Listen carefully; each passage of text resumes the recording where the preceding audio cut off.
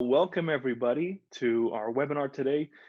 COVID-19 has had a devastating impact on people's lives. It's crushed the economies, both locally and globally.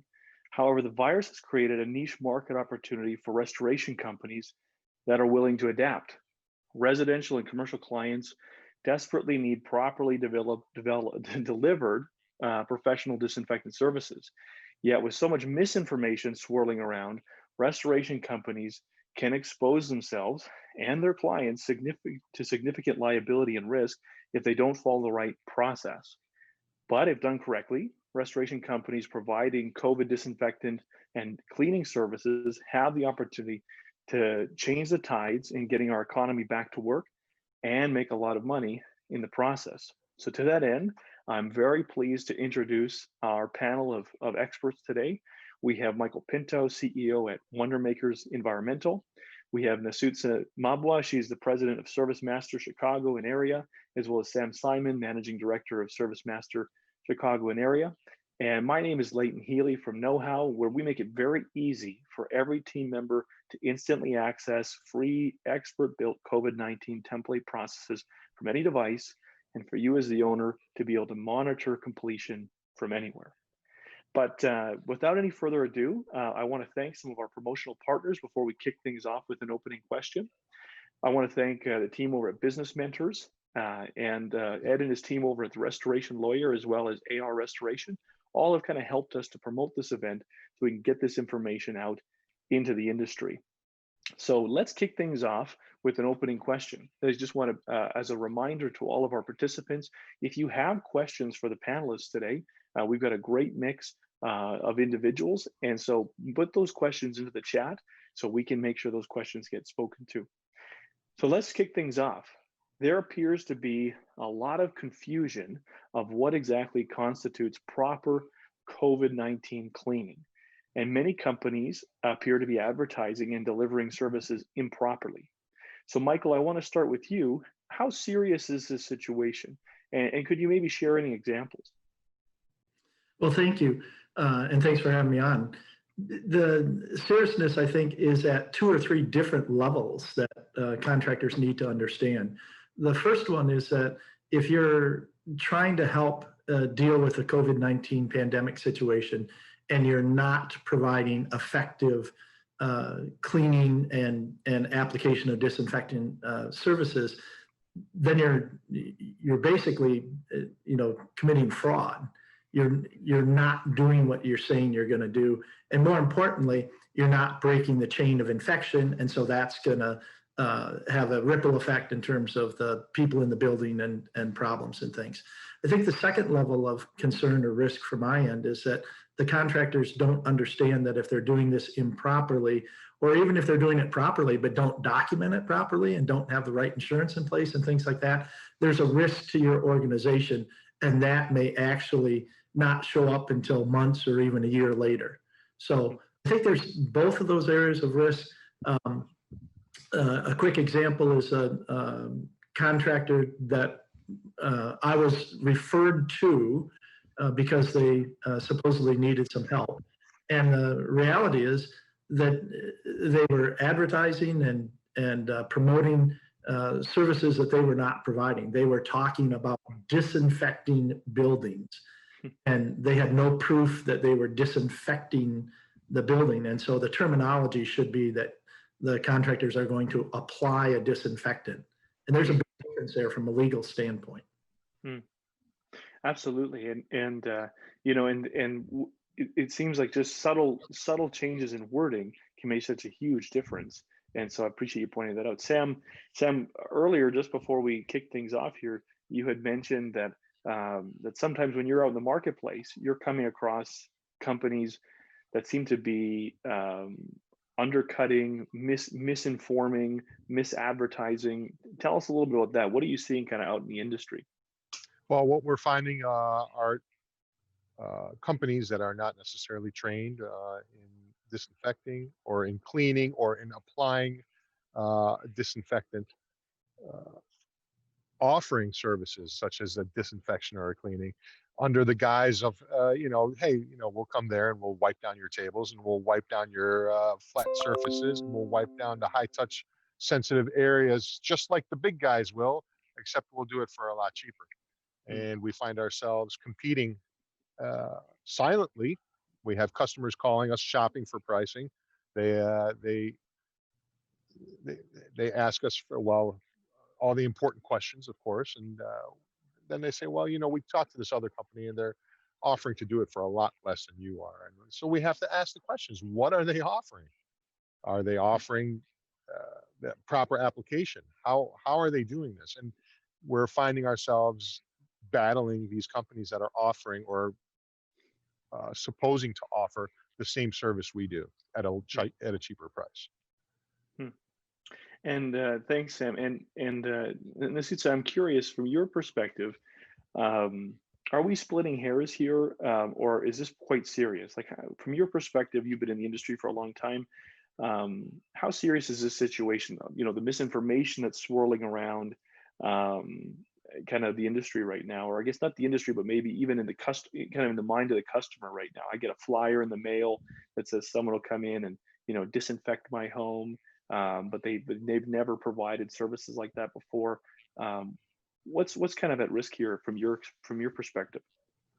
So I think what's at risk mainly is the misinformation that's going around in the marketplace. And we try to educate our customers on every phone call about what our process is and what we're going to do and what we can achieve.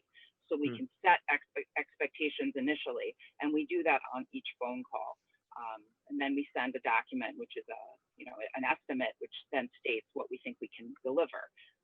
I think a lot of companies may not do that to that degree. And that's why there's a lot of misinformation in the marketplace about disinfection cleaning services or application of disinfection for the COVID-19 right now. Hmm. And do you have any examples before we jump in? I want to move into some of the questions that we've got scheduled for. Or it's kind of, we got a lot of questions I want to move through. But do you have any examples of anything you've come along in the marketplace that surprised you? I think it just basically the customers don't know what to expect. They don't know what the process is. They're wondering how long it's going to take. They're wondering if they can go back into the space after.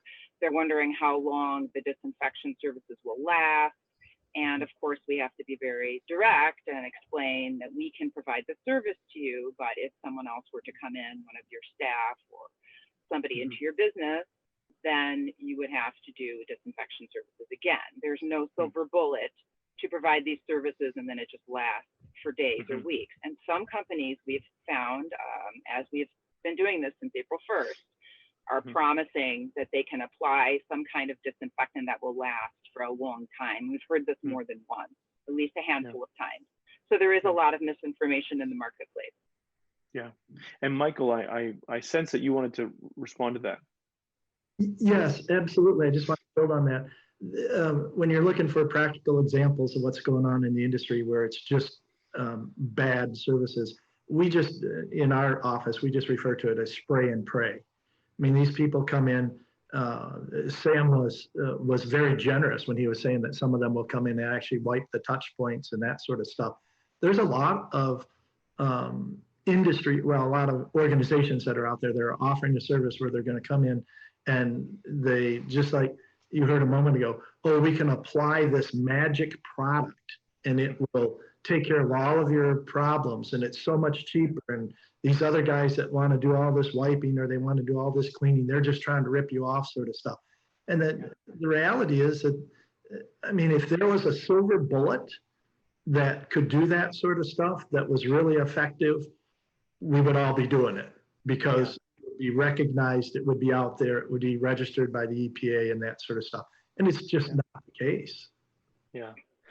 And to build on that, I think the challenge is, and we can all agree, and Asutsa, you commented on this, is the challenge is that it's one thing for maybe us to know that there is no silver bullet, that there's no magical cure, but how do we get that message out to the marketplace? Because at the end of the day, the customer, be they the owner of a commercial building, be they a grocery store vendor, or be they just could be a veterinary clinic. Nasusa, you commented that you're doing a lot of education with these clients. How are you getting that information out to the marketplace? Well, we have made sure that we put this information on our website. We have several pages that we put up pretty much when the pandemic started, with a lot of good information about our services. And of course, we are IICRC certified, and we're part of several associations. So we knew what we were doing. And also Service Master, and we're a franchise and independently owned franchise. Service Master has done a good job of sharing and disseminating good information to its franchisees about the pandemic and about disinfection services. So educating each customer at a time is what we're doing. Our website, of course. Then we've also participated in quite a few panels. I think that the industry as a whole, though, has to get on the same page, so we're all conveying a similar message. Well, two of the things that I want all of our participants to leave with today is, so how are you approaching pricing and estimating of these services? And then how are we approaching actually the delivery of these services? So we're going to kind of maybe cut things in two parts here. And then there'll be a number of kind of questions that will be posed by the audience. And so, but before we do that, actually, we've got a great question, which is, and I'm going to read this out, and I'm maybe I'll direct this to you, Michael, and we'll circle around. But a question from the audience was, what about, and it's has WAPR requirements? A lot of companies are offering disinfection services without it. Michael, are you familiar with that? Oh, absolutely. HAZ WAPR is related to hazardous waste operations. And initially, the thinking was that to deal with any of the chemicals, the disinfecting chemicals and that sort of stuff, that the person should be HAZ WAPR trained. I'm all for training, but it's pretty clear, and OSHA has come out and done some explanatory letters and memos and that sort of stuff, that they are not considering that somebody who is applying a disinfectant according to the EPA registration label directions to be necessarily required to have HAZ WAPR training. Okay, great. No, thanks for clarifying that. Sam, I want to pose our first question to you on kind of pricing. So right now, Sam, how are you approaching just properly pricing these services in the marketplace? So Service Master devised a template, if you will, regarding pricing, pricing per square foot, pricing for time and material, and several templates, which you could pick one or the other. You can combine the two, or you can kind of, after a while, get a feel for what it is you're working on. Some projects, the complexity on some projects dictates sometimes custom pricing, if you will, because no two projects are the same. We can go go ahead. I'm sorry. No, and I was just going to say, and I wonder, because Nasusa mentioned that you've been providing this service since April, and so I'm sure that you've done enough of these projects to know that what are all those kind of, let's call them, unplanned variables that you've had to start factoring into your pricing. Well, I think first off, the most important part is when you're speaking to a customer on the phone, how and what they describe to you for the initial conversation isn't always what it is when you go to see it, right? So they'll say, oh, I have a 10,000 square foot space. It's pretty simple, tables, chairs, nothing special, nothing out of the ordinary, a toaster and a microwave. And you get there and you see that, well, the company happens to be an automotive parts manufacturer with an inch of grease, of oils and dusts, maybe 30 or 40 years old, caked on top of these tables and chairs and microwaves. And you're like, well, let me explain to you something here. The time and labor it's going to take to remove these organic solids and these soils, and then to come back and to reapply the disinfectant, it's going to be a longer process and not quite what we discussed on the phone.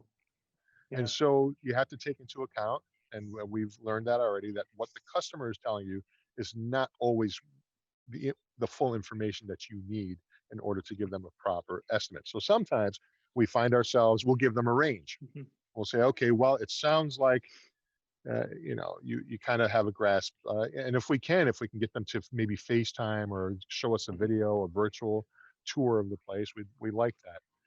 But we give them a range. We say, okay, well, the range is from X to Y, and based on what we see when we get there, we'll finalize the number with you. And Yeah. we find that that helps a lot.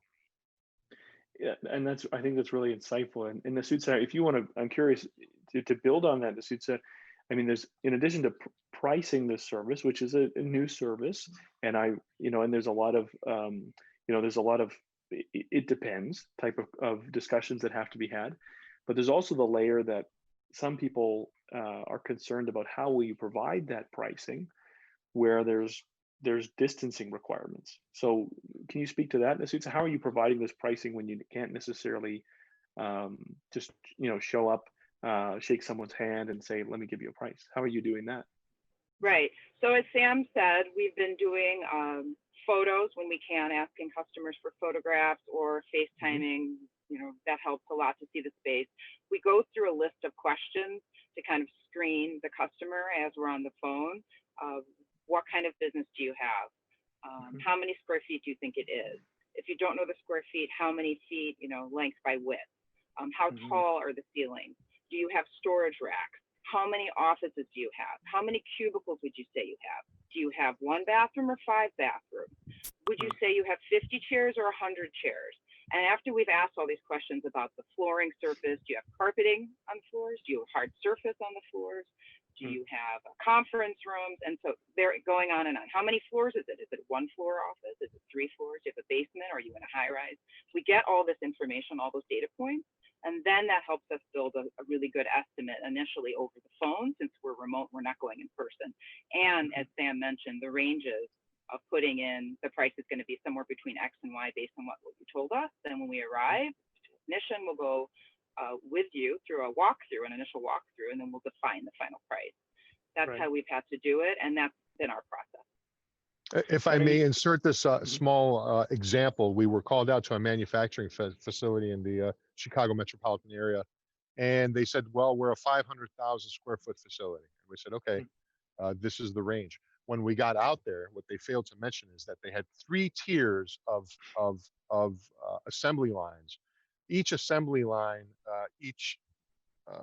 was about 15,000 square feet, but then they were 3 stories high within the warehouse. So we went from essentially from being a 500,000 or 300,000 square foot, between a 300,000 and 500,000 square foot project, we immediately went to an 820,000 square foot project, which was severely miscalculated because they failed to inform us that these sub facilities, these sub tiers were inside the warehouse. So there has to be constant communication, and a lot of the time these customers that are calling us and asking us for these prices are exhausted by the end of the phone calls, because the questions that we give them they're very involved, and we have to extract as much information from them as possible in order to accurately price this, in order to accurately prepare for this, and in order to accurately and properly clean and disinfect it. Which is, I can tell you very thorough screening call, and that alone is as let's call it as robust as that is.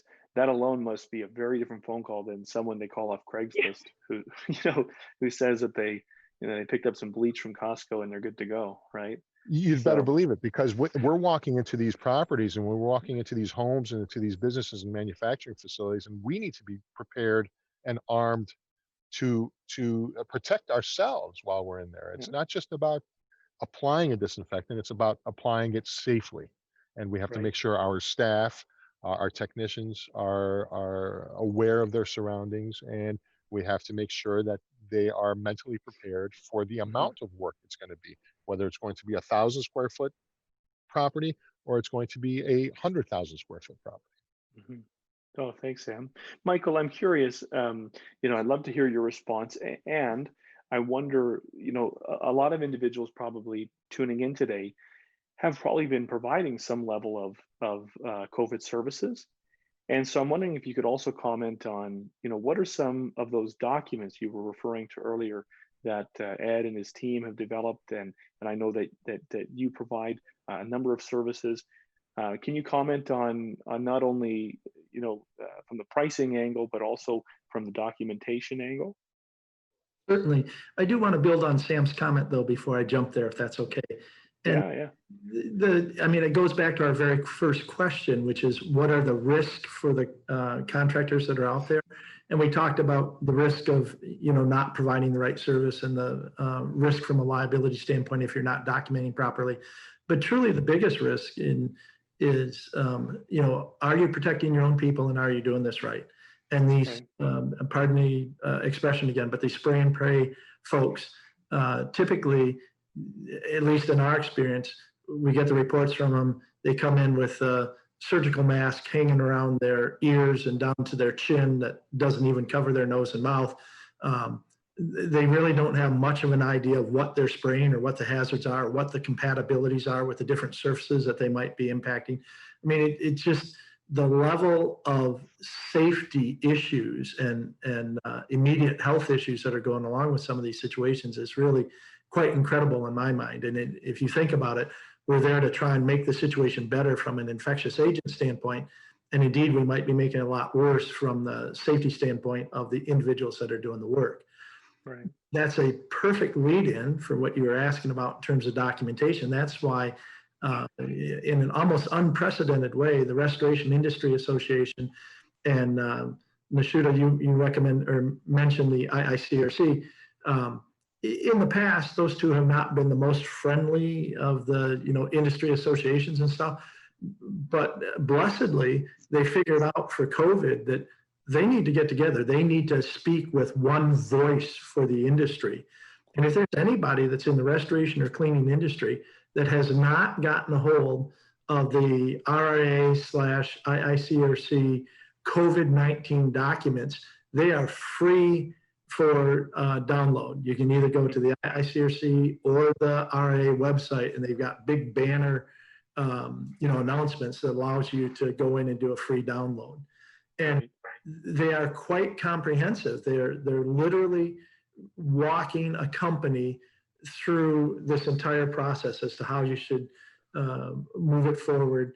And it's not a standard from the standpoint of some of the other ICRC standards because it's moving too quick. We couldn't take 2 years to go through a standards development process. So it's being done very collaboratively with a lot of experts in the industry, but very quickly. And I also want to throw just one other thing real quick. This next version of it, we're on version number 4 already in a few months. So it's evolving rapidly and we're trying to keep up to speed with where the industry and the science is going. And this next one will also be a 3-way collaboration between the Restoration Industry Association, Inspection, Cleaning, and Certification, the IICRC, and the American Industrial Hygiene Association. So it truly is bringing together some of the best minds in the industry. Wow, no, that's yeah, it's great to see all that collaboration. And I've, having read the document, I'm just thinking about that scenario that you described, Sam. Having read that 29-page document, it's very thorough.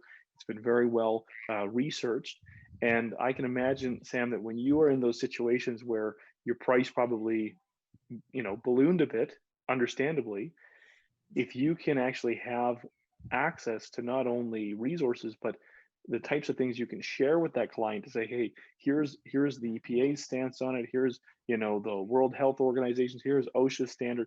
All of those links are in that standard that you're describing, Michael. They're there, all in the footnotes. So in addition to having that standard, it also gives you the source information that you can use to qualify the information that you're giving in those large bidding situations. I was just thinking about your situation there, Sam. Yeah, absolutely. Yeah, which is great. Absolutely. So Nasutsa, I'm curious. One of the things that you were chatting about earlier is just having those conversations with clients. Could you just take us through those? Like, what are essentially what are the expectations you need to be setting with clients ahead of time, not only in terms of the work itself, but what should be the realistic expectations of what the environment should be like after the services are provided? Right. I think this is a difficult service because it's Mhm. not visible necessarily after services are completed. Mhm. We know what we're going to do. The technicians are trained and they're aware, and we convey this to the customer, but it's not visible like when you're doing water damage and removing drywall, or you were flooded and now you're dry. It's a different type of service, right? Mhm. So we have to explain what it is we're doing and Mhm. meet their expectations so that's clear initially. A lot of the questions kind of are like how long it's going to take, how many people are coming, when can we go back in, what are you going to be doing? And we explain that all of our technicians are donning and doffing PPE correctly. We tell them that. We explain that they need to leave. If it's a residence, that the whole place needs to be vacated. People have asked if their pets could stay, while we do the services. So those kind of conversations have happened. We've done, I would say, majority commercial Mhm. disinfection services, and Mhm. some residential, but a lot of commercial. And just being very clear and direct with the customer has been helpful. These conversations are long on the phone. They can go on quite a bit, longer than any other types of conversations we've had. But if you're patient and clear with the customer, then they know what's going to happen. Sometimes they have a lot of internal dialogue they have to work out first before they commit internally in their own business structure. And I think because we have all the information, we're able to answer the questions that they have, Mhm. whether the solution we're using is adequate. And of course it is, because we're using disinfectant from the EPA approved Mhm. list N of disinfectants to use, and Mhm. so forth. Great. No, thanks for clarifying that. Michael, I want to shift gears and I actually want to talk about delivering the service. And so one of the things that document that you referred to that was created in collaboration with the RIA and the IICRC is that it really does a great job walking through the steps that are involved in delivering the service. And one of the very first things that it unpacks is when you arrive on a job site, what's involved in properly setting up a job site. So just to use the example that Sam provided, you come to a large manufacturing facility. One of the very first things that you have to establish a safe work environment for the team. What's involved in that? It actually is pretty practical. And it's things a lot of times people just don't think about. So I'm going into a facility that we're going to clean, perhaps because there's been a COVID-19 positive employee or occupant that's been in there. So this is not just theoretical anymore. They know that they've had some potential exposure. Well, okay, but I've got employees that at some point in an 8-hour day, 10-hour day, they're going to need to use the restroom. And so, initially you might think, well, we'll stagger that. We'll clean that toward the end or something. But a lot of times you end up having to think about cleaning the restrooms twice or 3 times. If that's an area that our employees are going to have to get into quickly, we need to do not just a pre-cleaning or not just a quick wipe down or anything like that. We need to do a full cleaning and application of the disinfectant so it's safe for them, because they're going to be using the restroom without their PPE on. Whereas in the rest of the delivery of the services, they're going to be wiping or spraying, and they're going to have the appropriate PPE. So simple things like that. Depending on how hot it is, if it's not an office building where it's air conditioned or something like that, might be a factory. This weekend we're going to be at here in Michigan, we're going to be at like 95 degrees and 95% relative humidity. If you're in a warehouse or a factory and you've got conditions like that, you have to understand what your people are going through and what they're going to need a change area. You provide them with swimsuits or like medical scrubs instead of their regular work clothes that they can put under their PPE so that they can be a bit more comfortable. And how are you going to arrange for all that to be changed out, particularly if you've got a mixed crew with men and women. So all of these are really interesting little tidbits. And again, I would say the people who just come in and zap and throw something in the air or use an electrostatic sprayer and say we're good, they don't even think about this stuff. They're not even there long enough to potentially even have to use the restroom. So just lots of little things. And like you said, the document lays out a lot of those things for people to think about. And in addition to that, I think that level of granularity And I think about, as you'd say, your calls that you're having, and how complex those calls are, and Michael, all those things to consider. You set up on a job site. So yeah, I mean, if they're going to have to use the restroom, and I've got male and female technicians on site, so there's two washrooms that have to be disinfected ahead of time, and if the job's long enough, what if they need to have something to eat on the job site? What if they need to re-enter their vehicle? What if they need to, maybe they smoke, right? Maybe they need to have a cigarette. There's all those elements, and so one of the things I'm curious, because I think this is really important, and Sam, I'd love to get your perspective, and the rest of the panel, is that if you skip stages and skip steps for your staff, you could probably do some damage to your company by just undermining the trust that your staff have in you as the owner. Sam, what's your perspective on that, in terms of the impact you can have by just losing the confidence of your staff if you don't protect them? Absolutely. So if you don't devise a guideline by which to operate and stick with that, then Mhm. employees can eventually start thinking, oh, well, maybe I'll just skip that. I mean, nobody really touched that. Come on, what's the chance that that's infected? And so keeping the employees in line and sticking to guidelines is important, and that entails having weekly meetings. In cases where we're actually going out and doing the work, having the meetings right before the job commences, and discussing the seriousness, the intensity of the jobs that we're performing, the lives that are at stake, the lives of the people who work here, our lives, our children's lives, because we have to go back home at the end of the day. Yeah. So you have to maintain a level of seriousness at all times with the Mhm. employees. And I think as long as it comes from the top down, Mhm. there's everybody falls in line. Yeah.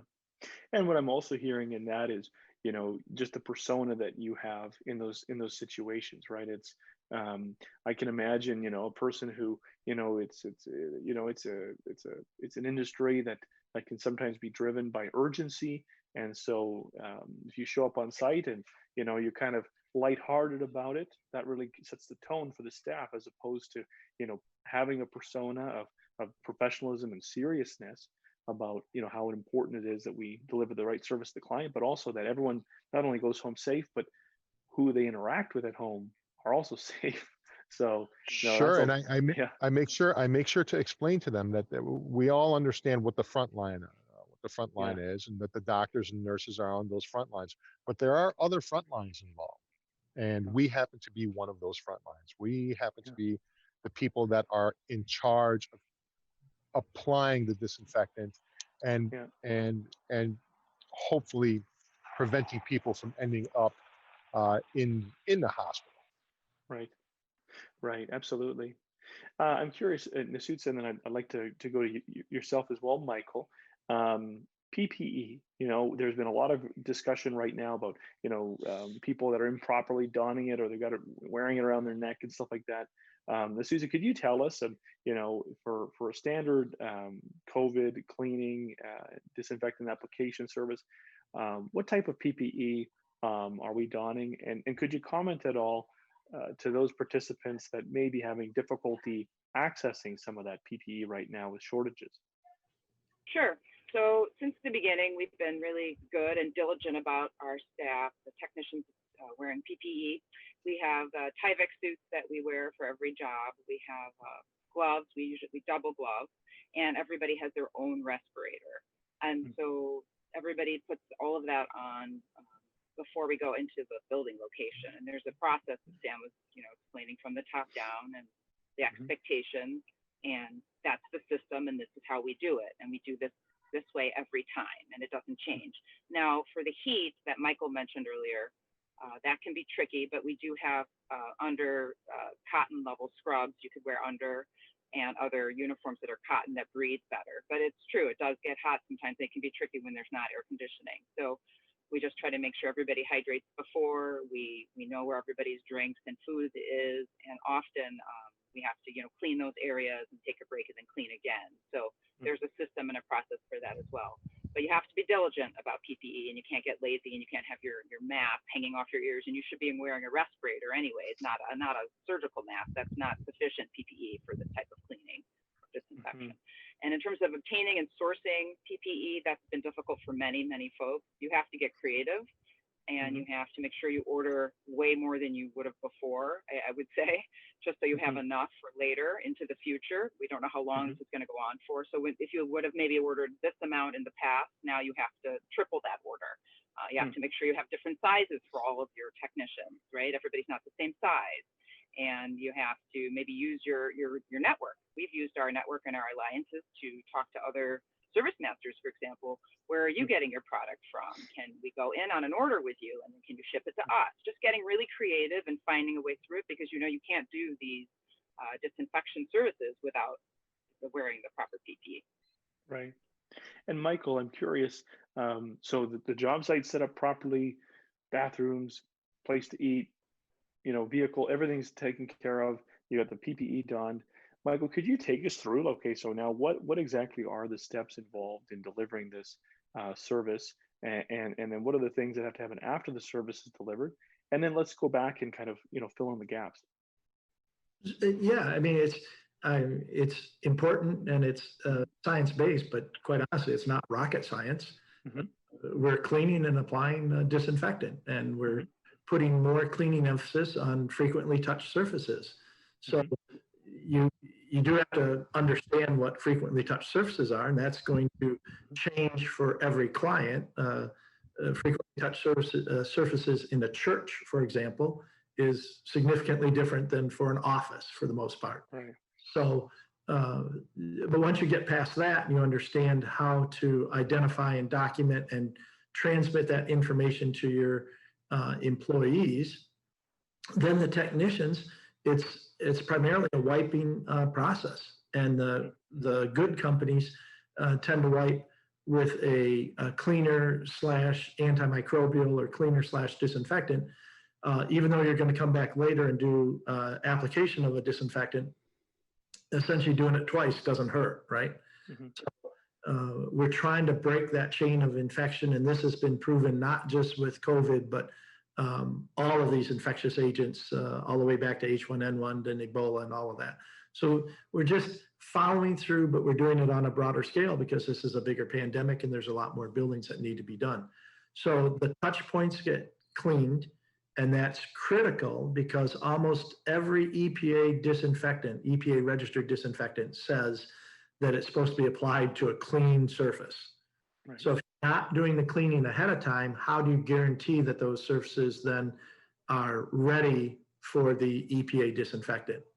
And then after that is what I use the term broad scale application of the disinfectant. So we've done a good job wiping the touch points and getting all the soil and everything off of those. But there's other areas that people may have touched that aren't considered to be high touch areas. How do you know which part of the wall somebody didn't lean against? Or I reached down to pick up something off the floor and I touched the baseboard. And yes, there's a lower chance of disease transmission from things like that, but it's not zero. And so that's why they do what they call the broad scale application of the disinfectant.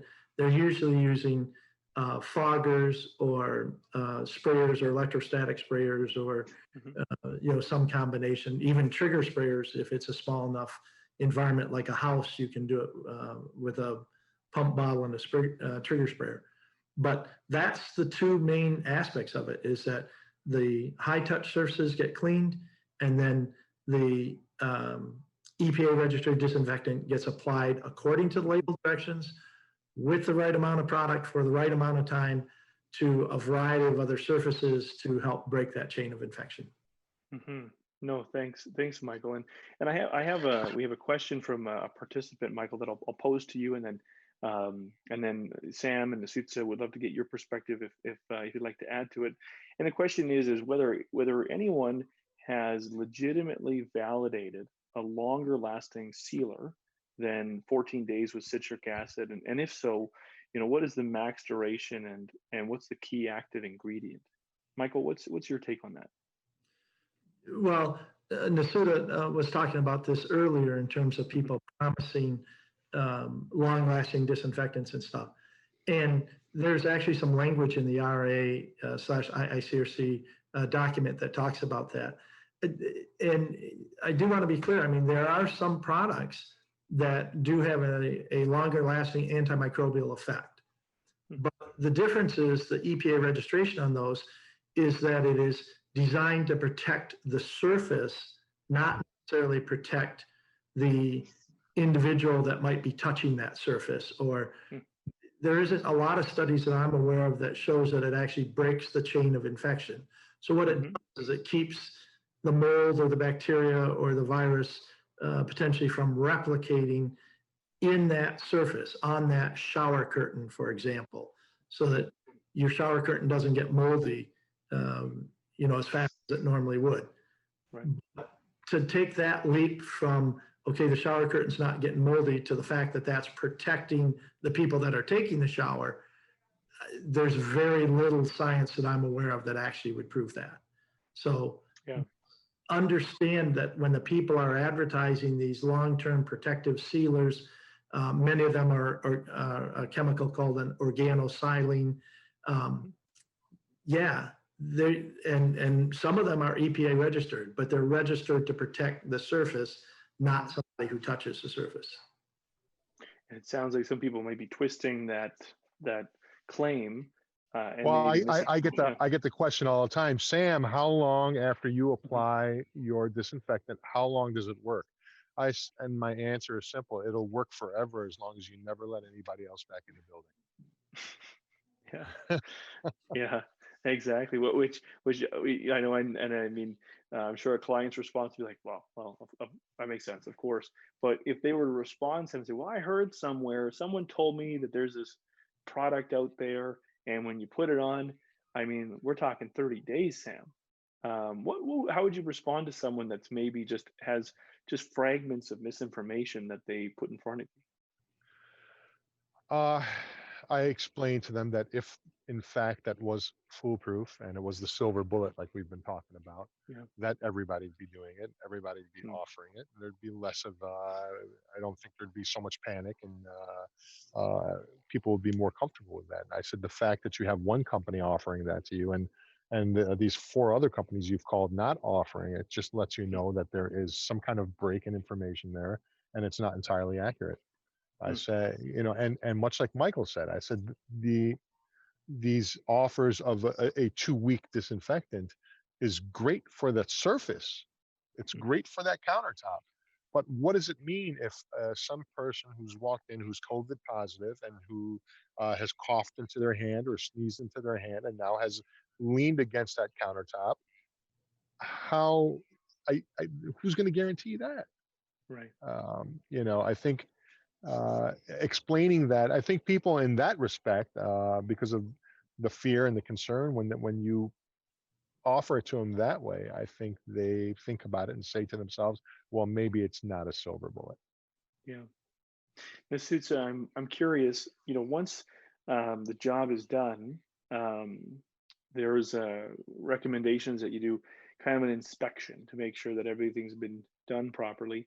What advice would you give us on how to properly inspect a job once the workers say it's done? What does that look like? And could you comment on any kind of post project work that you do?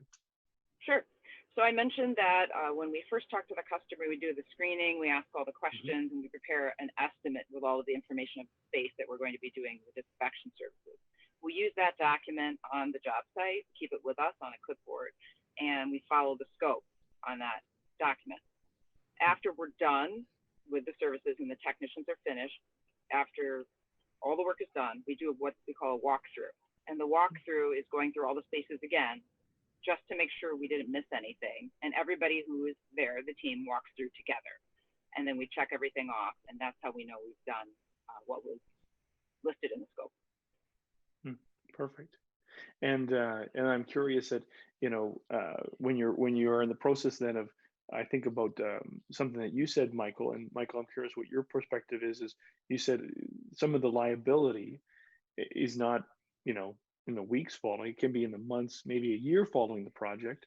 What are some of the kind of, I would say, must do items towards the end of a project that a person needs to make sure are in place so that when they close that job, it's not going to come back to haunt them in the future. What are your thoughts on that, Michael? It's interesting. It actually starts way before you get onto the project site. Contractors really need to document the training procedures that they're putting their people through, the developing of the touch point list, whatever their supervisory, circumstances are, so that, as Nasuda said, that you're not missing things. Mm-hmm. And if they were wearing that sort of personal protective equipment, or they use that chemical, but if you don't have that documented in the project file, that's going to be a tough row to hoe if there's ever a question or a complaint. Absolutely. And on that topic of staff, Sam and Nasuda, at your team, if somebody is paying attention today and they say, I haven't been offering these services, but I'd like to, now that you've spent months delivering the service, if you were to go back in time with everything you've learned now, how would you go about orienting your staff, communicating the fact that you're going to start to offer these services to your staff and training your staff? How would you go about doing that with all the information that you now have? Maybe Nasuda and then Sam. I think we've done a pretty good job. I wouldn't change much. I think maybe a little bit more training early on. There was a bit of a really intense frenzy when it first kind of started kicked off, but I think the system smoothed out after a week or two and everybody was working really well together. I think it's how well you communicate with your staff anyways in the company, and do you already have effective communication set up? If you already do, then it shouldn't be a difficult process. So it's those daily meetings. Sam was saying, we have frequent meetings, and we do, and we really have those meetings daily, honestly. Before we go to any job, we're having a meeting to discuss what we're going to do before we apply disinfection services, or at a water damage, or at a fire cleanup, a restoration job. So you have to have really thorough communication, open and transparent. Mm-hmm. And Sam, anything you want to add to that in terms of, a participant today thinking through, okay, I'm on board, I got to bring my staff on board though. What would be your advice to them? Well, I think from this point forward, this is always going to be a concern for us. Whether you're a cleaning company, whether you're a restoration company, even today in our water and fire damage restoration settings, we have to make sure that we're donning and doffing PPE, which wasn't as tightly regulated before, but now we have to be concerned. There's still no information as to whether a water damage, a Category 3 water, has any COVID presence. We still don't need that. So we still don't know that. So we have to practice from here on proper PPE, proper disinfecting procedures, proper entry and re-entry and exit procedures. It's serious. This is a whole different ballgame. We were kind of fortunate in that, as a Service Master franchise, we've already provided services to hospitals and medical facilities. So we already have that understanding of biohazard, the understanding of disinfection, infection, and disinfection. And so we were fortunate in that way. So we kind of had a leg up going into this. But now we're looking at the wide scope here, at the wide picture, and this is going to be part of our everyday operation. Also, I explained to the employees that they're learning these skills not only for their jobs, but they're learning their skills to take back home with them as well, because these are things that they're going to have to implement in their homes. They're going to have to implement proper disinfection in their homes, proper safety procedures, social distancing, because they have to come back to the workplace and healthy, and we have to go back out to people's homes and people's companies. So it's just changed the whole scope for the cleaning and restoration industry. No, thanks, Sam. That's well said. And as we move towards kind of closing now, Michael, I want to pose a question to you that came in, and certainly if any of our other panelists want to comment on it before we move to kind of a closing question. But Michael, how do you certify the job? How do you document that you did apply, enough spray, et cetera? What does that look like? So for someone who's asking, they're probably hearing your words of advice that, if you didn't document, it didn't happen. How do you document it? What's your advice there? So it depends on what EPA registered disinfectant you're using, and then what the dwell time is, the amount of time that the surface is supposed to stay wet when you apply it. And a number of companies have literally taken to having a stopwatch, and as they apply the disinfectant through their spray or whatever on a wall surface or on a tabletop or whatever, they set the stopwatch there, and then use a phone or a video, something just to video that for the 2 minutes, 5 minutes, 10 minutes, whatever it is. So it's not just a before and after photo. It's literally a video that shows that surface was wet for that 2 minutes or 5 minutes or whatever it was.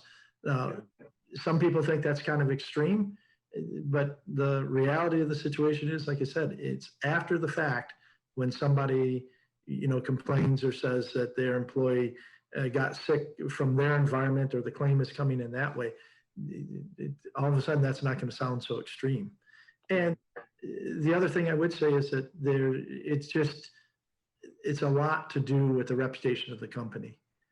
If you've been in business for X number of years and you've been providing great services and you've got good customer referrals and that sort of stuff, if somebody's going to say that you're lying in terms of your documentation, if you've been lying in the past and you've had problems with that, then that's going to be a bigger issue. If you're a good company that works hard to do things the right way, and then somebody is trying to claim that you didn't do something right, that's going to be a lot different push for them to get there. Absolutely. And I think that the last part of that, Michael, is maybe just to wrap up that question before we move to close here. I think what they're almost asking as well is they want to have the peace of mind as a business owner, knowing that job is done. I've done it properly, and I can, in my mind, kind of mentally check it off as that is a certified, properly done job. How do you have that kind of peace of mind? Well, the easiest way, and I hate to throw it back toward KnowHow, but you've got the document from the RA and the ICRC. It lays out these procedures. It's pretty easy to turn that into a checklist. And that's what companies should be doing. They should be creating the checklist. Here's the touch points that we were going to clean. You've got somebody who's documenting that as they go through. Do it room by room rather than trying to wait until the end. I do like the big visual inspection at the end with the whole team. But as far as documentation goes, you should be checking that off every room so that if they miss something, they can get it right then and there. Same way with the application of the disinfectant. The walls have to be wet, the countertops have to be wet, the floors, whatever the contract calls for. And we're using this particular product, and that label says that it has to stay wet for X amount of time. So you have to document each and every one of those steps. Fantastic. Yeah, no, good advice. So as we move towards closing, just my closing question I'm going to go to each panelist is, we've been in this fight for several months now. And, so for someone right now who is either paying attention and they either, let's say, maybe they have to make some changes to their services, or perhaps they're going to start offering these services, starting with you, Nasutsen, and moving to Sam and closing with Michael. What would you say is just your high level advice for someone kind of just starting to offer these services? And Nasutsen, what would be your kind of closing comments on that? If you're a company and you want to offer these services, it's probably best to start a little bit on the smaller end. So you have a system in place that you're comfortable and confident that the team is executing properly. I think it's difficult to jump in and do a 500,000 square foot distribution center right off the bat, your first job. If you're doing some smaller offices and residences and you've documented and the team is trained and everybody's doing things according to your checklist and you feel confident, then you're probably ready to scale up a bit and to go to larger jobs. But having those documents in place, having the office staff understand what the team out in the field is doing and have that effective communication I mentioned is really essential to make sure everything goes along as it should. So you're not creating liability for your own company and additional risk that could come back and bite you later that Michael has been talking about to the team. Well said. Sam, closing thoughts? Yeah, if you're going to go into this field of cleaning and disinfecting, become a pro. Mhm. Read the IICRC documents, read the CDC documents, read the EPA's advice, learn everything, know what you're talking about. Know what you're talking about to your customers, know what you're talking about to other professionals in the industry, know what you're speaking about when you're discussing it with your employees, and make sure that they become pros. Mm. Learn and teach, and Mhm. that's the only way that we're all going to come together and be on the same page and attack this properly. Yeah, no, what a great opportunity to bring some consistency and standardization, right? For sure. Absolutely. Michael, thanks, Sam. And Michael, bring us home. What are your kind of maybe closing thoughts on the topic? Yeah, boy, I really love what Nasuda and what Sam said. Yeah, The only thing I would add to that is once you get to the point of actually delivering the services, you really have to focus on the PPE and making sure that your staff is safe. I mean, just think of the devastation to your company. You gear up, you get this all ready, and someone slips up on their PPE and they become COVID positive. And depending on what state you're in, that could mean that not only do they have to isolate for 14 days, 10 days, whatever it is, everyone that they've touched over the last 2 days or come in close contact with, you could potentially take down your whole team for yeah, 2 weeks or more, let alone the potential risk from the health impacts itself. So just yeah. boy, you just have to be so diligent when you're out there, and as Sam said, so professional, because that's in my mind, that's the definition of a professional, is they're doing the right thing regardless of whether they're being watched or not. Yeah, fantastic. Well, if you're listening today and you don't have an expert built process for how to deliver, COVID-19 services, we want to provide that to you, a free digital template. Simply just take a moment and in the chat box there to your right, just digitally put your hand up, whether that's saying me or I'm interested or whatnot, and we'll make sure that we get that into your hands. But I want to thank our panelists. We've had 3 expert panelists. Michael Pinto, CEO over at Wonder Makers Environmental, Masutsa Mwamba, she's the president over at Service Master in the Chicago area, and Sam Simon, managing director at Service Master in that Chicago area. And I really hope that everyone will join us for our webinar next week as we get into an expert discussion on how you select, train, and support sales reps for your restoration company. I want to thank all of our promotional partners. If you're sitting here today and you say, man, I need a strategy for how to kind of win through this pandemic, you need to check out